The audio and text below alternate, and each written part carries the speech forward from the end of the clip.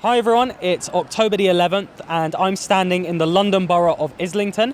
I'm here today to ask people I encounter about the idea of UK adults, each as a right of citizenship, receiving an extra £766 a month from the government as a basic income, which as I speak is roughly the equivalent of $1,000 a month, and that's the amount that former US presidential candidate Andrew Yang has before argued the US government should provide all American citizens aged 18 or over as a basic income.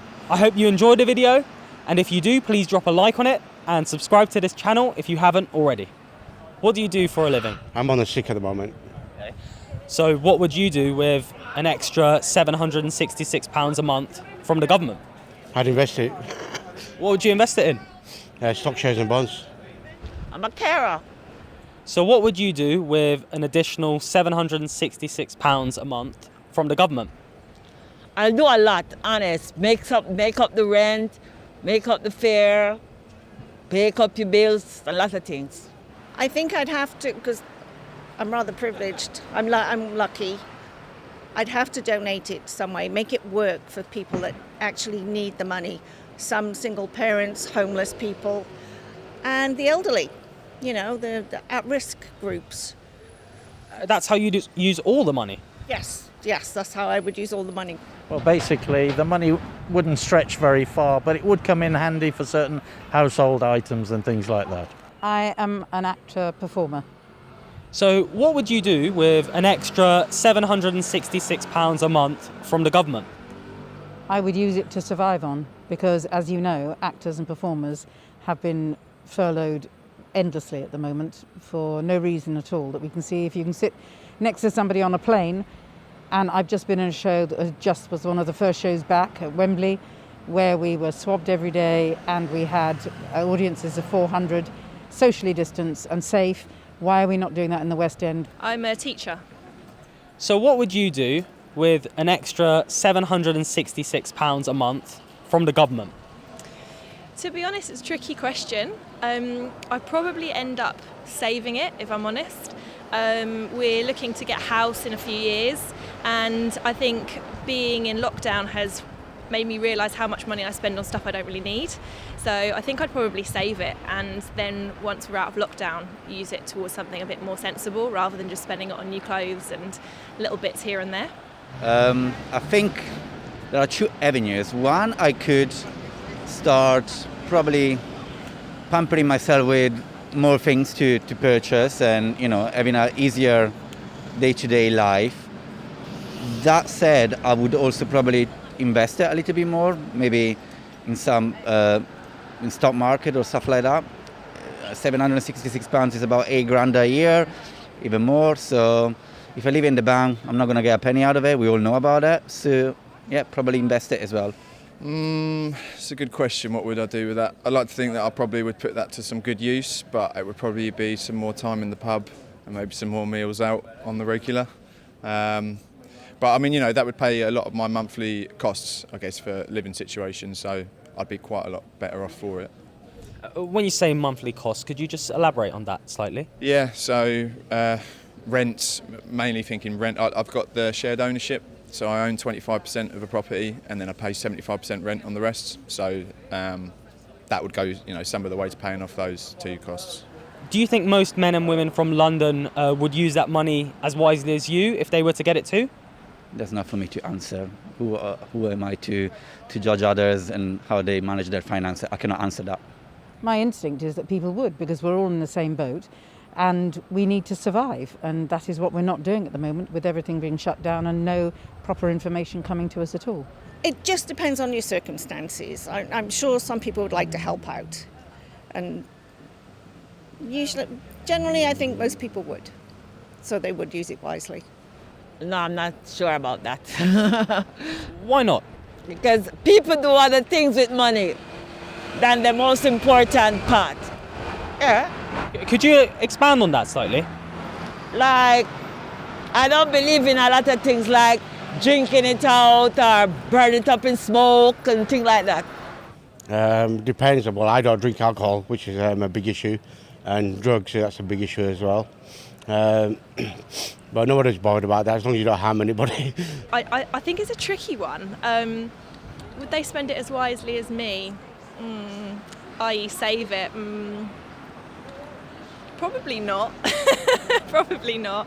I think most people would probably enjoy maybe a bit of a trip away, but I guess arguably speaking we can't go abroad, so maybe a UK trip away would be in need from quite a lot of people right now. I think everyone's different. Everyone has different opinions about money itself, the issues that they have, obviously rents, council taxes and things like that. With the pandemic, a lot of people are looking towards stretching their budgets now because of obviously job cuts and things like that.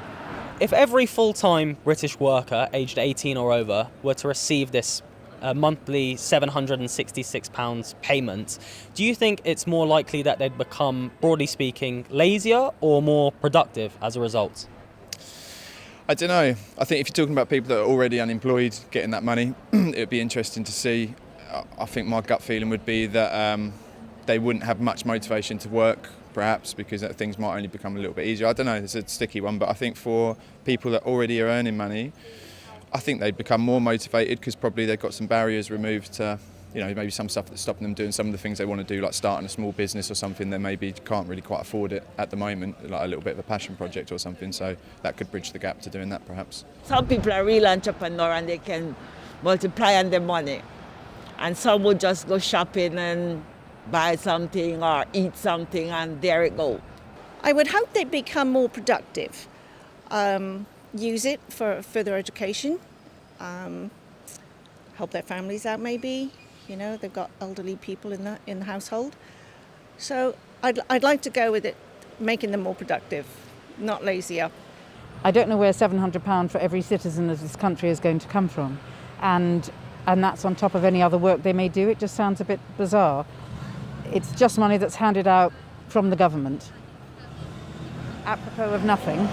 Whether you're a nurse, whether you're a frontline worker, who are we talking about? Because it sounds like a mystical dream of something that is a wish list. Yes, that would be wonderful if we could all do that, but I don't think that's a reality.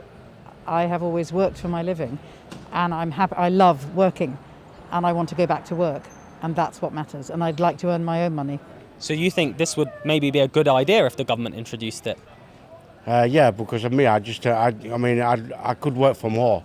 I've been offered more, but because of my sick hole in my stomach and hernia and other physical medical problems, I can't work at the moment. But I am going back to work as soon as the virus is over and the clampdown. So it just sounds a huge amount of money for every single citizen in this country to have, being gifted monthly, and yeah, if it's a lovely dream, then yeah, let's go with it. But in reality, I think it's probably impossible. I can't imagine how the government, particularly this government, would be able to do that. The issue of American workers being displaced due to automation forms a huge part of Andrew Yang's case for introducing a universal basic income in the US.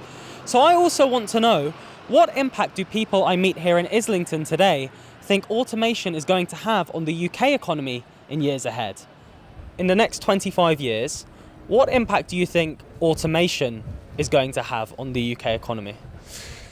I think that it will have a positive effect in the sense of growing the economy, because I think we're a service-led country, but I think it will be costly to labour manufacturing jobs. But I think it's something that the UK's been experiencing for quite a while, just through not being able to manufacture things very cheaply anymore and to do volume. robots. That's good, that's good. I'm not a specialist in this area, but I think it probably will have quite an effect on it.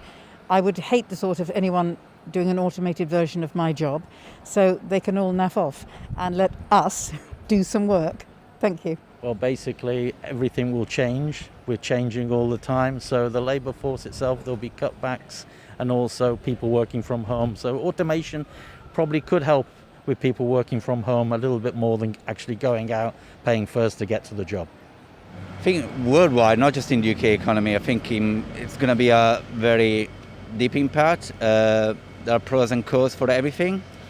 Things like driverless car, it's obviously going to probably save a lot of people, probably money as well. reducing cost of transport and everything, but on the other end, we're going to have a whole industry of drivers who are going to be out of work, and they're going to have to probably retrain and find a new industry for them to get a living. So, yeah, pros and cons for everything. Well, I think there's going to be a lot less people employed in certain sectors. I think, already we're seeing, people going into certain offices, and instead of being greeted by a real person, they're greeted by a pretend person. So I think there's going to be a lot of sectors that maybe, quite a significant amount of their staff will not be necessary anymore. But then I think at the same time, I'm sure something else will come and replace that. What that will look like, I guess we don't know yet.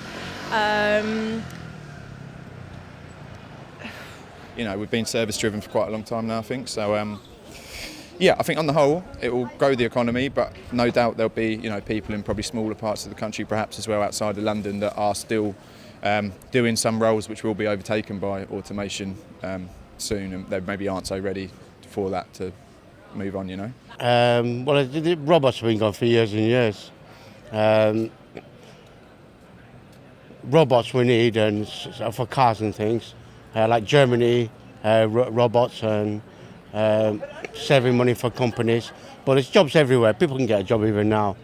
I think, thinking about my job personally, obviously as a teacher, I don't know if it's going to make too much of a difference, because I think they will always require teachers to be stood in front of the classroom, and the bodies need to be in the building. So I think in terms of my sector, we don't have much exposure to that. But I certainly know that where I work, we have one-to-one iPads, so the children are very tech savvy, and I think that a lot of them will go into jobs where they're going to be working in this kind of field. So I think it'd be very interesting to see kind of the next generation, and actually the kind of skills that they have coming out of some of these schools, and enable sort of the direction in which that pushes us forward in as well. But certainly I don't think it's necessarily going to affect my sector specifically, but certainly, it'll be very interesting to see what happens in the future. Do you have hope that people... Optimistic for everything. It's optimistic, of course, but I think somebody will get a short end of the stick, but eventually those things cannot be stopped, and I think progress and innovation is always going to get the better end of things, so we're just going to have to ride it. Well, I'm rather old school. I'm rather old-fashioned.